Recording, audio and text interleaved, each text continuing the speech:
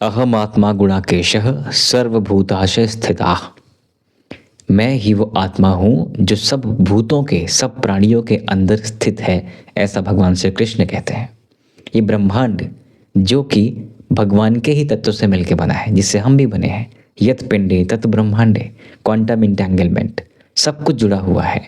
और इसका एक नियम है, हर एक पार्टिकल, हर एक एटम वाइब्रेट कर रहा है एक फिक्स फ्रीक्वेंसी पर।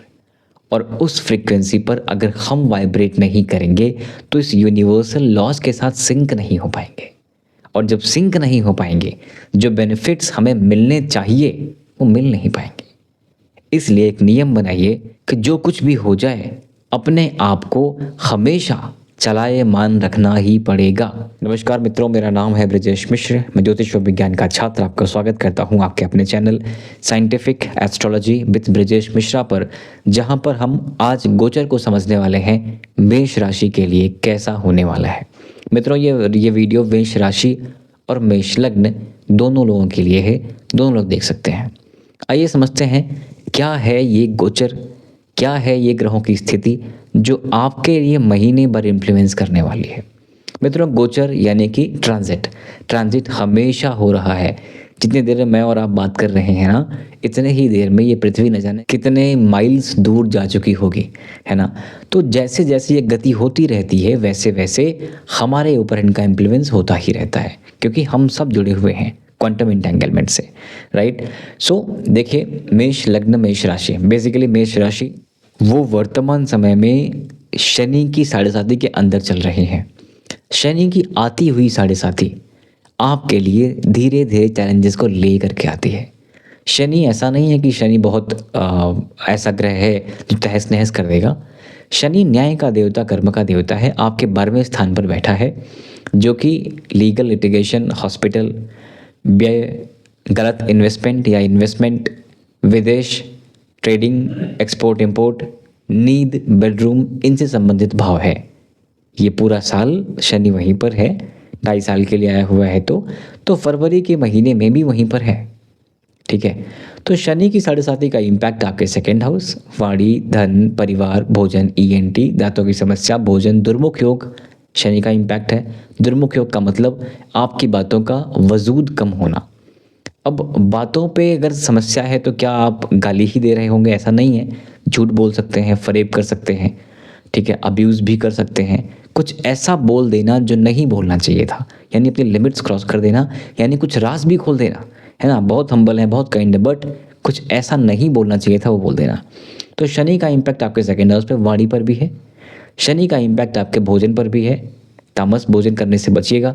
शनि का इम्पैक्ट पैसों पर भी है, व्यय भाव में बैठ करके आपके धन को देखना, ठीक है, तो पैसों को संभालना पड़ेगा। और सेम टाइम पे कुटुंब के लिए आपकी वाणी कोई ना कोई ऐसा कारण बनती दिख रही है जिससे संबंध थोड़े खराब होना। ये फरवरी के लिए भी है, ये लंबे समय तक है, लेकिन फरवरी के लिए भी है, ठीक है। शनि की साढ़े साथी हर किसी को परेशान तो नहीं करती, क्यों नहीं करती और क्यों करती है? शनि न्याय का देवता, कर्म का देवता। शनि 30 साल बाद यहाँ आया हुआ है आपके 12वें घर में, और 30 साल बाद ही नहीं, या 30 साल ही नहीं, बहुनी में व्यतीतानि जन्मानि तव चार्जुना, मेरे आपके जो असंख्य जन्मों का लेखा जोखा है शनि के पास है, वो आपके कर्मों के माध्यम से, आपके पूर्व कर्मों के माध्यम से भी आपको जो फल मिलने चाहिए वो फल यहाँ पर शनि देने का चेष्टा करता है या देता है। तो शनि न्याय का देवता है, तो बैलेंस करता है, आपको फिल्टर करता है, आपको आपके ही प्रॉब्लम, आपके द्वारा किए गए पापों का फल दे करके आपको शुद्ध करता है।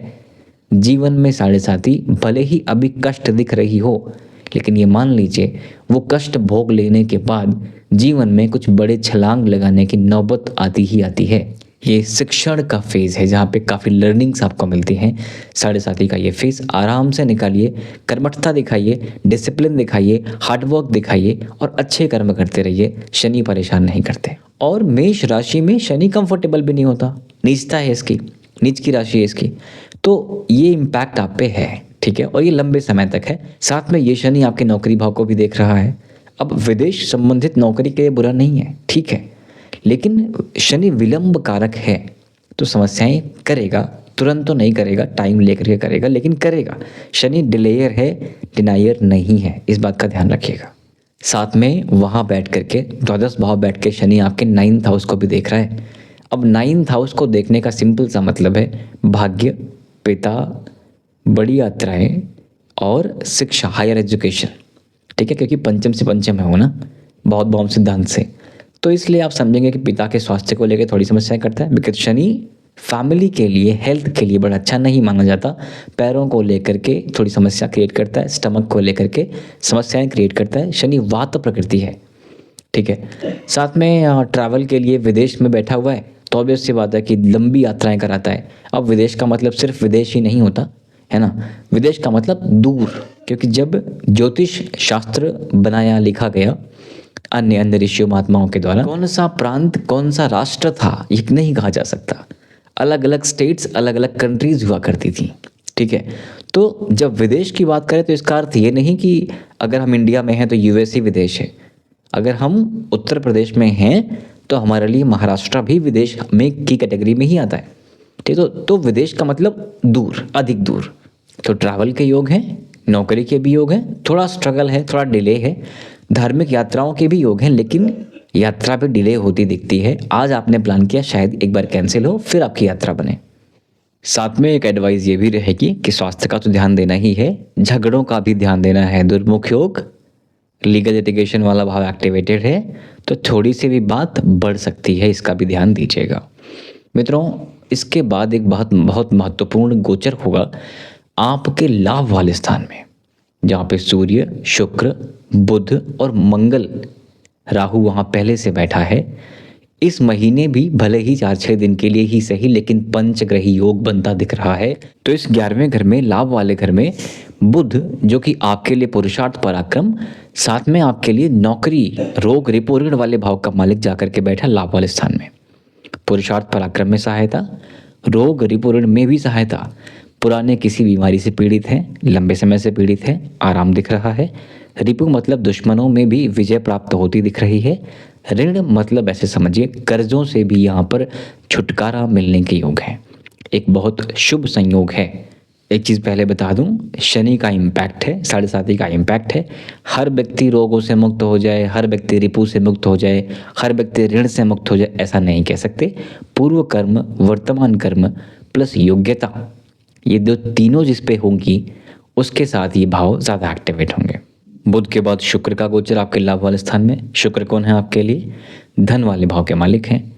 अब धन वाले भाव के मालिक होने के साथ साथ यही शुक्र बिजनेस वाले भाव के मालिक हैं, विवाह वाले भाव के मालिक हैं, लाभ वाले स्थान में हैं। पत्नी से लाभ, बिजनेस से लाभ, वाणी से लाभ या धन का लाभ, है ना, मोटा मोटा ये लाभ वाला स्थान एक्टिवेट होने से ये शुभता वहाँ पर क्रिएट हो रही है। अगर मैं डेट्स कंफर्म कर दूं मित्रों तो 4 फरवरी को, यानी कि शुरुआत में ही बुध पुरुषार्थ पराक्रम प्लस नौकरी प्लस रोग रिपूर्ण वाले भाव के मालिक का गोचर है, शुरुआत पे ही। 6 को, अगले 2 दिन बाद ही 6 को आपके शुक्र धन भाव के विवाह वाले भाव के मालिक का गोचर है।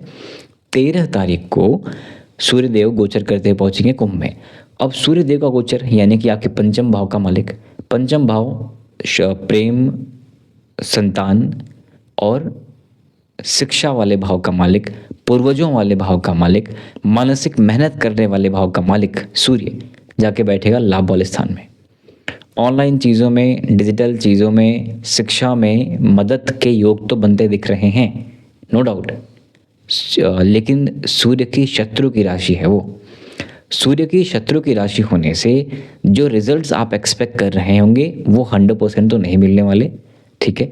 लेकिन उस भाव में कोई भी ग्रह बुरा, बहुत बुरा नहीं माना जा सकता, इसलिए संतोषजनक या उससे थोड़ा सा नीचे ही मान के चलिएगा।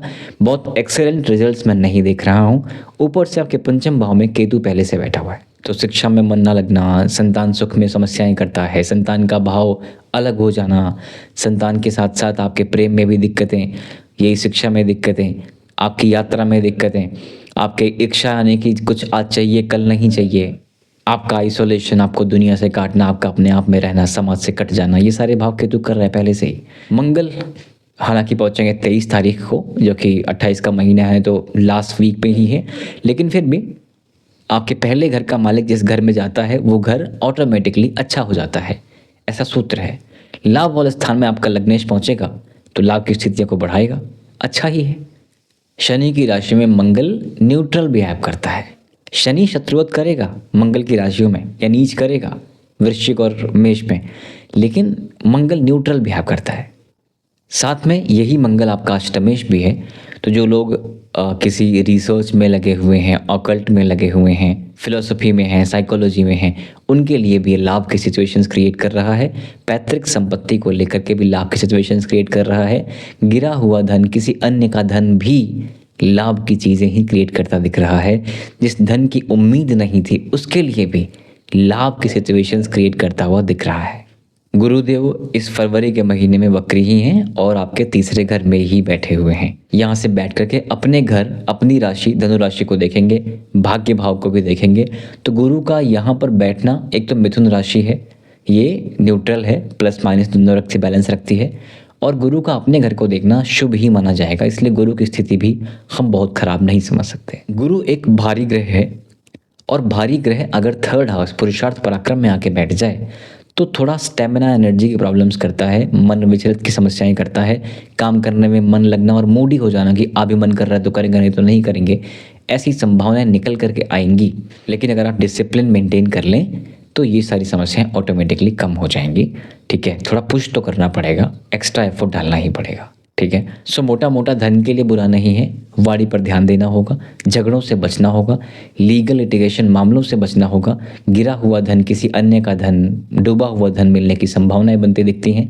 यात्रा में थोड़े विलंब, नौकरी में थोड़ा विलंब हो सकता है, लेकिन नहीं मिलेगी ये खराब है ऐसा नहीं कह सकते। एक्स्ट्रा एफर्ट्स की नीड है, ये आप मान के चलिएगा। विदेश संबंधित लाभ है, ये आप मान के चलिएगा। अगर मैं प्रेम संबंधों को छोड़ दूं तो विवाह संबंध इतने बुरे नहीं हैं, प्रेम संबंध थोड़े खराब दिख रहे हैं। सो उपायों की बात करें मित्रों, मंगल की राशि हैं आप, तो आपको तो श्री हनुमान जी की शरण में रहना ही चाहिए। और श्री हनुमान जी की शरण में रहने के साथ साथ भगवान श्री रघुनाथ यानी श्री राम की शरण में अगर आप हैं तो हनुमान जी तो ऑटोमेटिकली प्रसन्न हो जाएंगे आपसे। ठीक है, नित्य प्रति शिव जी का जलाभिषेक, सूर्य देव का जलाभिषेक, गायत्री, अगर आपका उपनयन हुआ है तो गायत्री मंत्र करिए, अन्यथा कोई आवश्यकता नहीं है। शरीर का ध्यान दीजिए, स्वास्थ्य का ध्यान दीजिए, खान पान का ध्यान दीजिए, कम बोलिए, या अगर बोलना भी हो तो बिना सोच समझ के मत बोलिएगा। मंगल की राशि हैं आप, सेनापति की राशि हैं आप, मसल बिल्ड ज़रूर करिए। लेवल जो भी हो, कोई फ़र्क नहीं पड़ता कि आपका 12-15 का मसल मास चाहिए, ऐसा कुछ नहीं है। सिंपली जितना बेहतर फिटनेस मेंटेन कर लेंगे मंगल अपनी राशियों में, उतना ही बेहतर रिजल्ट आपको देना शुरू कर देगा। ठीक है, अपने मानसिक स्वास्थ्य का विशेष ध्यान दीजिए, खासकर अपनी नींद का भी विशेष ध्यान दीजिए। दैट्स इट फॉर नाउ मित्रों, मिलेंगे आपसे आने वाले वीडियोज़ में, तब तक के लिए जय श्री राम।